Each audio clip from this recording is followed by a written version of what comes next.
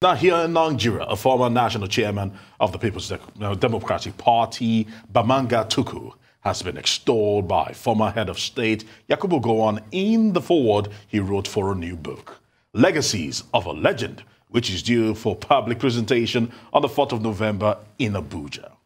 In his nearly 50 years of public service and private enterprise, Tukur, who holds the traditional title of Tafida Adamawa and former president of African Business Roundtable, gave important speeches across the board, from traditional and political and economic to technically motivated speeches of all, which he has now tried to articulate in this new body of work. The evolution of the Nigerian politics over the years, especially the role he played when he had an opportunity, also featured prominently in it. Now let's bring in the elder statesman, Alhaji Bamanga Tukur, a man with a rich credential. He's one-time Minister of Trade and Industry and also a former national chairman of the People's Democratic Party, as he joins us here on Newsday for a little chat. I want to say thank you very much for joining us here today. And let's start it off by saying, let's begin with that book, The Legacies of a Legend. What would you consider the standard legacy from your political career, sir? Thank you very much. This is a journey. It's a journey beginning from the village square in my village in Jada to the corridors of the United Nations. Through that journey, one learn. Through this journey, by learning you get knowledge. Through that journey, one practice. Through that journey, you get experience. What you need to do then, maybe you can relate what you have gone through that journey. Maybe some people would like to also know and better it. Some people would like to know so that they can copy it and do something else. So that was the reason why. Okay, sir. Is this book supposed to be a memoir of yours?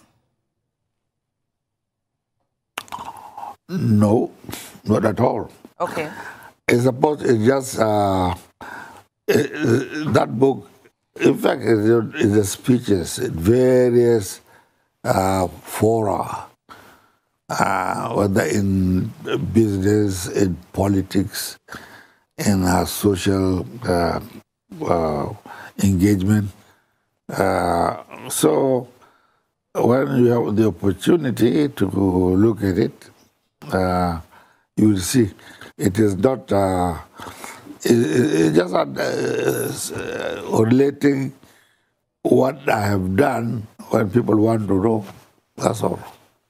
All right, sir. Let us catch up on what you have been doing since you left office as the national chairman of the People's Democratic Party. Can you just run us through it?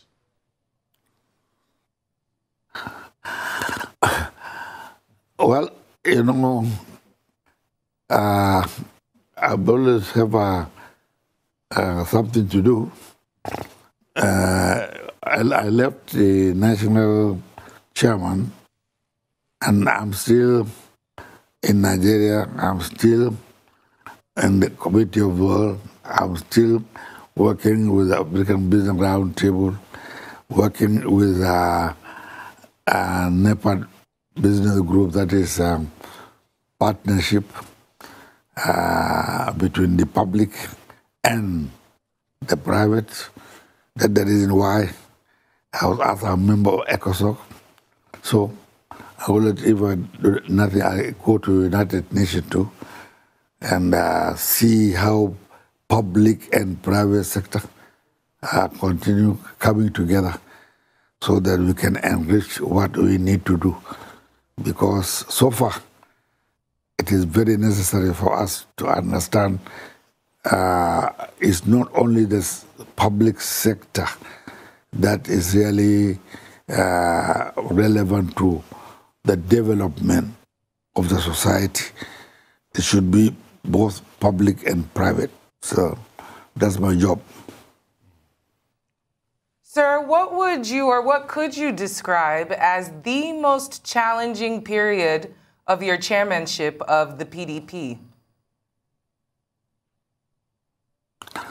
Yes, it has been because any organization, people organization, especially politics, you can get some challenges.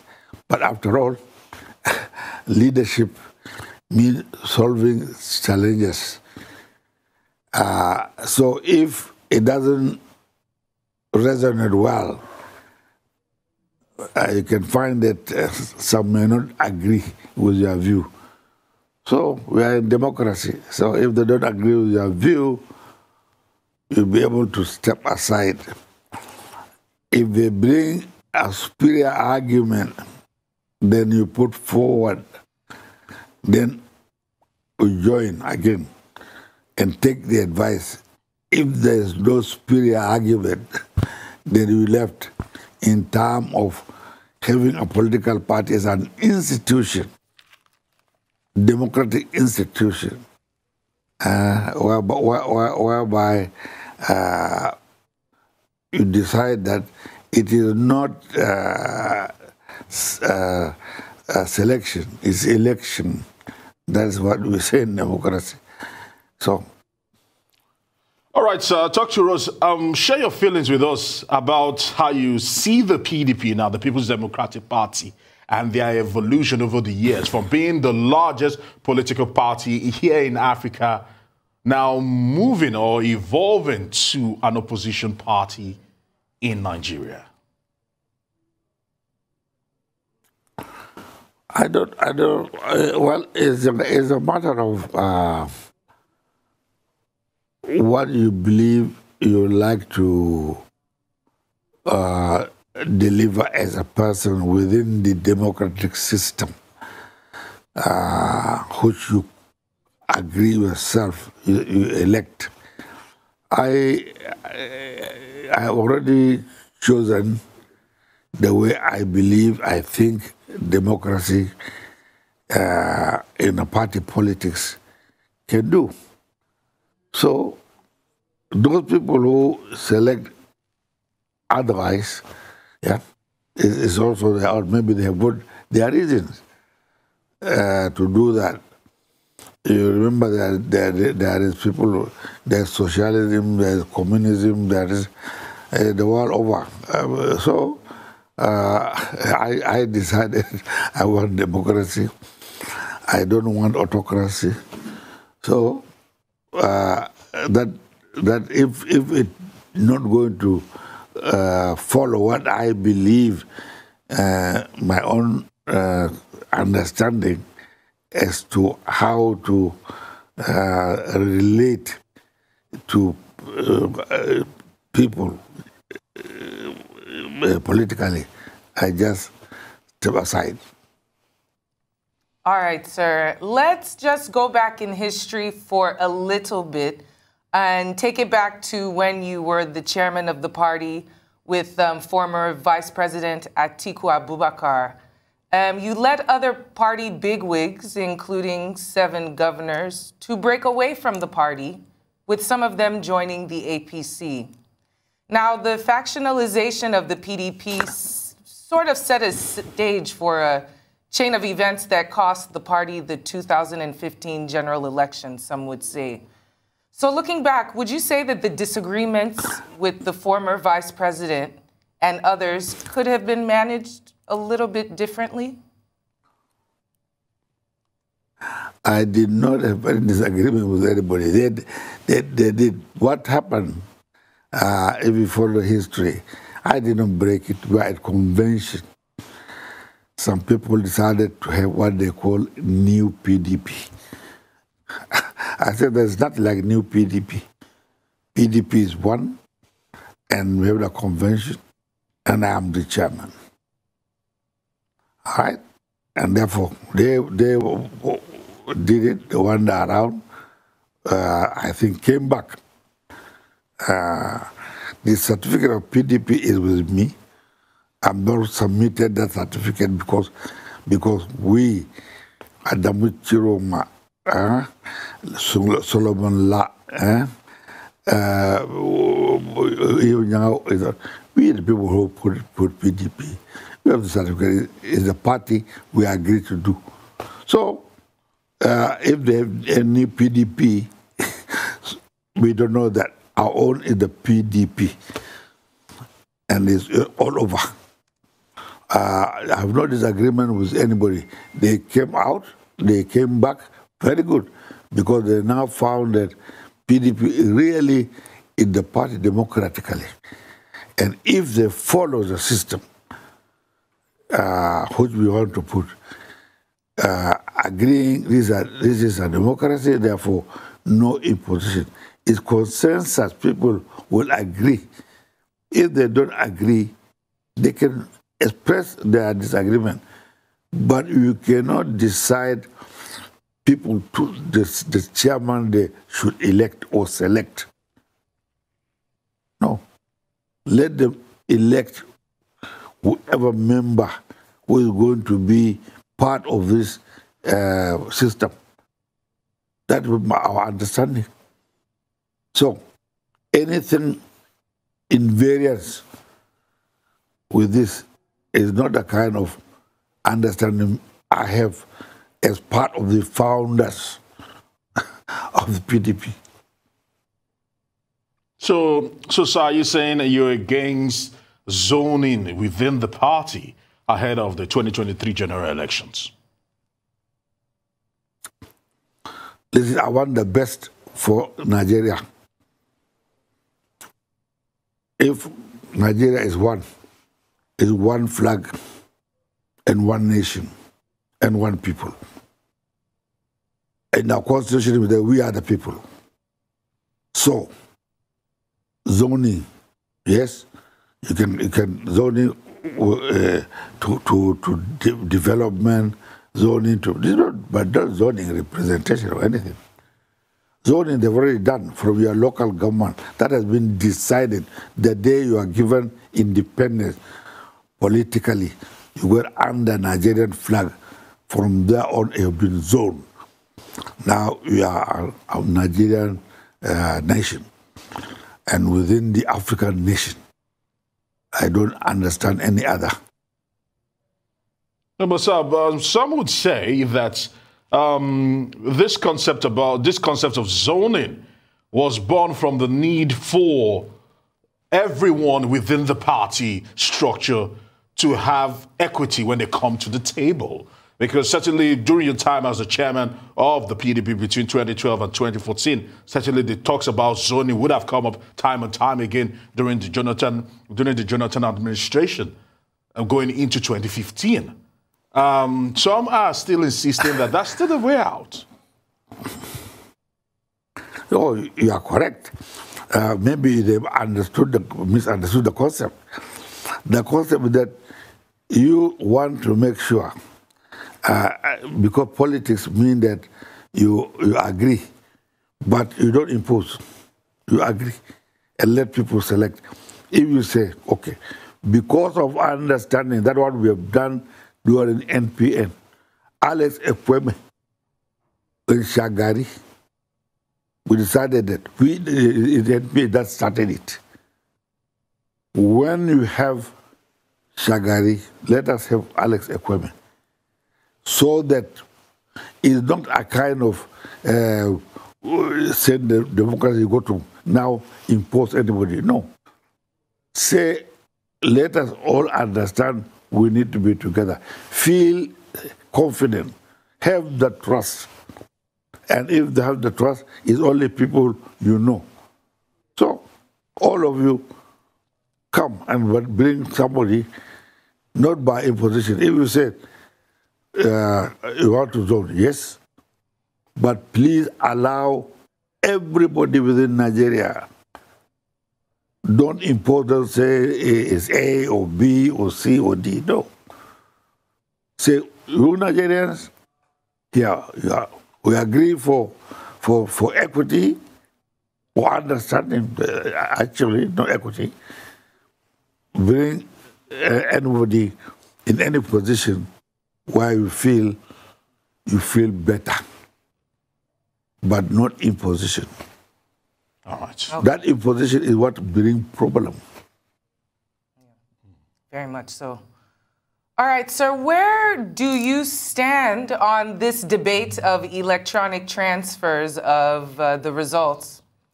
And whether or not the political parties should be having direct primaries as recently approved by our Senate? We are now 6 years plus after independence. I believe we do see people now going to the outer space and communicating. People go to outer space. And I believe Nigeria also as a nation will love, to be part of that progress. Is communication. If you want to, why can't you select any communication that important? Look how beautiful it is now. I don't know where you are talking to me. I'm talking to you. That's fantastic. And therefore, anything to make you connect and communicate, you bring more understanding because it can be seen. So, my position, I want the best for Nigeria. All right, sir, you've been mentioning communication, dialogue. These are recurring themes here you've been speaking about. But political actors of today do not seem to pepper towards that particular direction in terms of resolving inter-party conflicts or across party lines, as the case may be. As most of these people, as soon as there is any little issue, they head straight to the courts. For you, do you think that... It's very unfortunate. Okay. Go on. Go on. No, go on. No, you can pick it up, sir. If I understand you,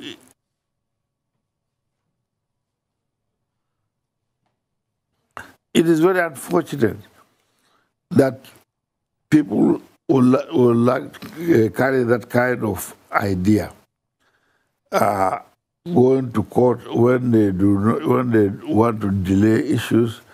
It is okay to consult.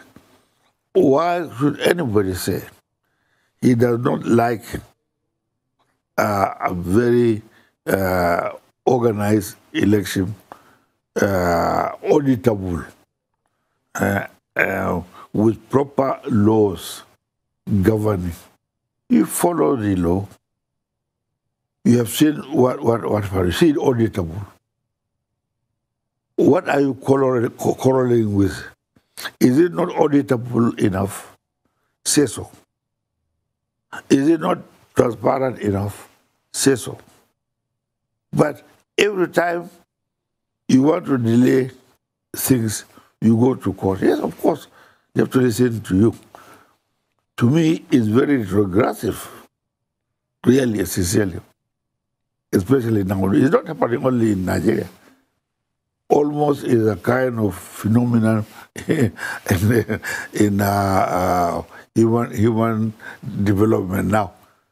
People like to grab power only when they are the people who decide. Then, if the thing, decide the system. But if it's a democracy, we will not allow you to do autocracy. That's all. All right, sir. Okay, sir, as a critical stakeholder in our Nigerian polity, how would you assess the current administration of our president, Muhammadu Buhari? That everybody is present now. I don't have the duty to assess anybody at the moment. So that left to the people who elected to assess. Okay, sir. All right. All right, what would you say regarding some of the calls in some quarters for a total restructuring of Nigeria? That has been a recurring theme for the last couple of years right now.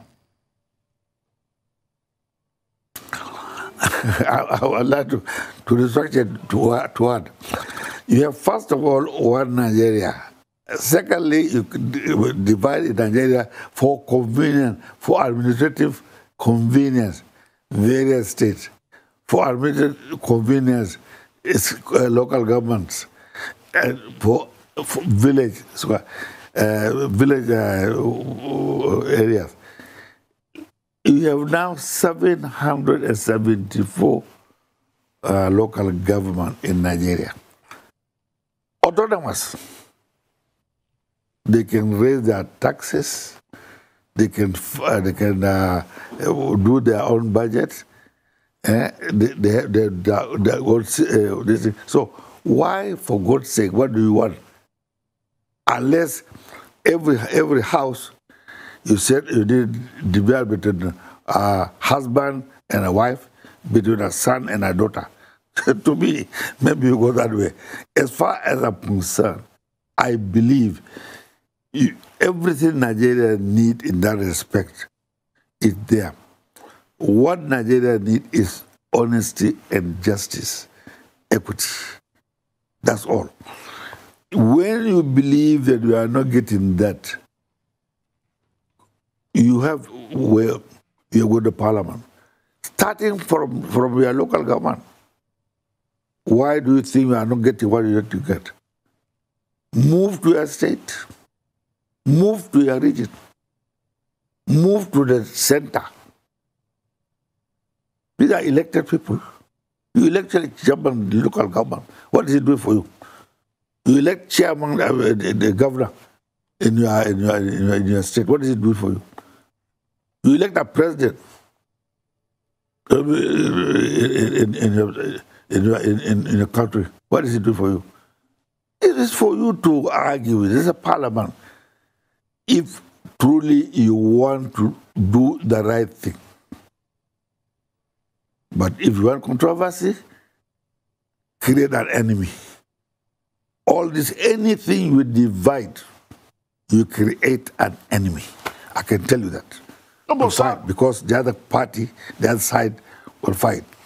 So I would like to point out something here, because you mentioned about honesty and justice. But some would say that at the moment, the 1999 Constitution does not really reflect that to every single Nigerian. And you even look at the local government system that you actually spoke about and how the governors of states have decided to trample upon the rights of local government chairmen and not giving them that autonomous power to be able to run their own affairs. And literally, they've just become pseudo heads in those local governments. And you look at that, and you look at the yearnings of people and how several people have been disenfranchised based on that 1999 Constitution. You've been governor before. A lot has changed between 1983 and now when you were governor.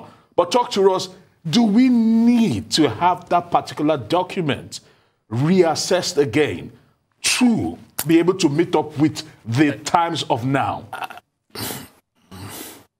That's very good. That is because you put the framework and you don't use it. They should use that framework. Because if you create a local government, it has a system. You give it its own constitution. You give it on how it will relate to the community. So, but if you don't, you give powers that you did not challenge. You allow people to subvert. Nobody can say today, if something happened, you cannot go to court as well as say and challenge it. First of all, starting with your own council chairman. Go to the state legislature. Go to parliament. People refuse to go the right way. That's a problem. And we are in a community. So we have to sit down and fold our hands and see things happening, and we don't know why it is happening. Some of these things happening, any reasonable person knows that it is absolutely rubbish. You know? You say one thing, but you do the other. So I don't mind. Let anybody come to say, this is what I want to do. I want to do something I'm prevented. Then if you are, you go to court. The court will tell you if it's your right, they give it to you. The day they refuse that, then they are not in that system. They are not genuine, agreeing with the system. This is the only problem. So we have to accept that it's a process. It's not an act. It's a process. So we continue bringing the people to understand. There are various ways. If you have to develop, be peaceful, be developed, be part of the community of nations. So there are certain standards we must maintain and agree. Otherwise, we continue having conflicts that will always draw us back. After all, we are not here forever. So if you don't do it, next time you find that they've gone. So other people are coming back. So if you teach them bad things, you know that they continue with it. Those coming behind will continue to suffer. So I will ask those people who are educated, are young, let them please understand. Preaching peace alone is not the answer. What does peace convene? Leadership is simple. It's what we call character and capacity. That's all. Do the right. You know, most of people I see in the country, yes, sir, leading. Ask what have I done. Sir, what form of conversation should all critical stakeholders in the Nigerian project, what kind of conversations should we all be having towards this next general elections coming up? We should have a conversation. Do we accept we are now one nation? Do we accept we want to be in peace? Do we accept things people bring as a kind of problem should be examined so that we get people to understand not everything one says, what others agree with. But if the total majority agree, it will happen. And start with the young, educated people. I mean, that is why we are for education. But if you mislead those who don't understand, and if we believe that media should help us, media like yours should help us, believe you me, because the social media, people are now up to it. Tell them, it's not just to carry a rumor, they kill 20 in that one, or others, and you create problem. If you create problem, or division in anything, what you are doing, you are creating an enemy for the two. So they will fight. Nobody wants to lose. So it's not good. So he's cheating you, so you want to cheat him. We must have what we call trust. I think first of all, we should build trust. It's very, very important. All right, secondly, be honest about it. You'll permit me to just interject at this point because we want to at least vista into your book. And I want you to say something quickly about the legacies of a legend. For instance, when should we expect the public presentation to be done? And who are you recommending this book for? Very briefly. Believe you me, if you know what happened, I did not even do that. The people are working for me throughout, we are going through all this journey. They said, Baba, let us collect all these speeches we made in various places and make it, at least it become a kind of book. I said, fine, go ahead. So the one we are going to present, You know, so I believe that when I'm opening this, I told you, I feel it's a journey. What I've told you is correct. I started from the village square in Jada. You can see the picture from the elementary school, all right, to the middle school, to other places, to the... So, I say from that village square up to the corridors of the United Nations. I play my part as a civil servant, as a community person, as a politician, as a representative of other areas. I've done so. I'm not saying I will do. I have done.